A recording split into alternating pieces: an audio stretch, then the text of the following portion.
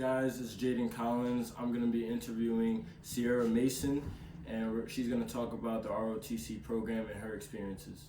Hey Sierra, how are you doing? I'm doing good. How are you? I'm good. So first question, what motivated you to join ROTC? I always give 3 reasons when I answer this question. The first one is I'm horrified of debt. So I wanted to find a way to pay for school. I knew I wanted to serve in some way, and I just have always kind of been interested in like the Army, but didn't think it was like plausible in terms of enlisting. So when I heard about ROTC, I realized like that was the outlet I wanted to do, and I could get my monies. So Are there any aspects of the Marist ROTC program that stood out to you? yeah, I think that because Marist is a part of Fordham ROTC, we get some amazing opportunities that other cadets in different programs don't get because Fordham is out of New York City. So we get a lot of experiences down in the city. We were just in the New York City Veterans Day Parade, one of the only programs that got to walk in that parade, which is pretty special. So I'd probably say the city aspect, but also not having to be in the city 24/7 and being able to come up here in the more like suburban, like less urban life, which I look for in a college. So it's like best of both worlds. What are the values that you think are the most important in the ROTC program? I think probably like grit, just being driven, and loyalty, because you know you're in the program for yourself. You are doing something that's bigger than yourself, but at the same time, like you have your battle buddies and you just got to be there for each other. It's a hard program. It's the military. You know, like you know that when you're signing up, but having people around you who are always supporting you and trying to make you the best cadet you can be is the biggest thing. And again, it is the military, so just having a lot of grit and kind of going through any resilience you face, I think, is important, and you gotta want it, you know, like, it's not something you just kind of do for fun, like, this is your future, your career, this is protecting your country, essentially, so being really driven and having motivation, I'd say those are, like, the top 3, for sure. Can you tell us about an ROTC experience you've had that left a lasting impression on you? Yeah, I've had a couple.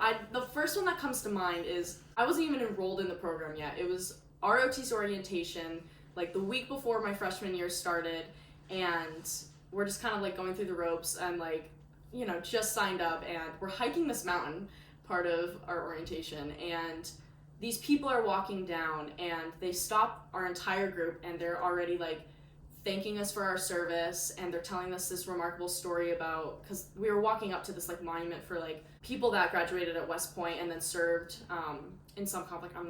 I don't remember what it was, but they unfortunately lost their lives, and these people we ran into were going to like this little memorial, and they were talking to us about it, and it just made me realize like what I signed up for, and I was like, people are already thanking me for my service, I haven't even done anything, and I felt a little bit like an imposter.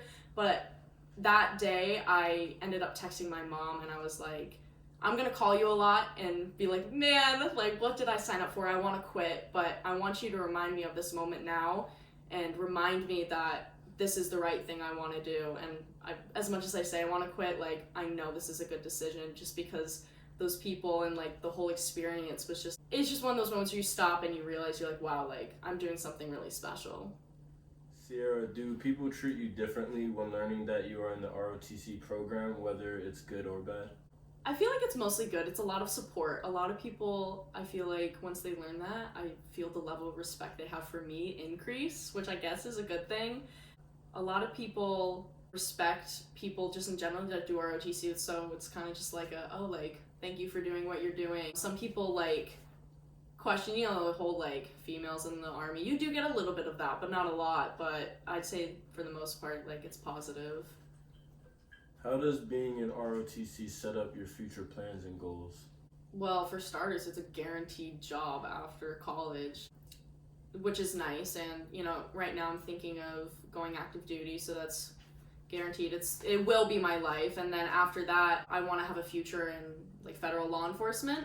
And depending on what branch I go in, it will set me up nicely with federal agencies to have a civilian life after and have a career in federal law enforcement. So it's kind of guaranteed. It sets you up nicely, and a lot of these federal agencies will look and be like, Army officer, like, you know, I want her or him or whatever. So it's a good, and that was a big reason too, is it's a good stepping stone for my career, the Army, for sure.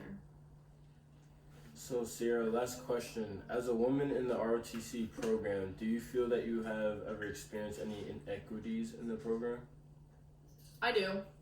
I think in terms like on paper, absolutely. I don't get treated any different, but I am reminded daily that the military is still kind of a man's world, and there's definitely some times where I have to be resilient through certain things. There's no animosity or any malice towards women in the Army, but you know, like when you're surrounded by guys and you're physically trying to keep up with them and just trying to keep a name for yourself and prove that you're just as equal as everyone else is something that is always in the back of my mind, but I find that nobody looks down on me or chooses like guys over me in terms of like to do like assignments or anything. It's pretty equal, which was a concern for me at the beginning, but I was glad to see that like you can make a name for yourself no matter you're male, female, or anything else.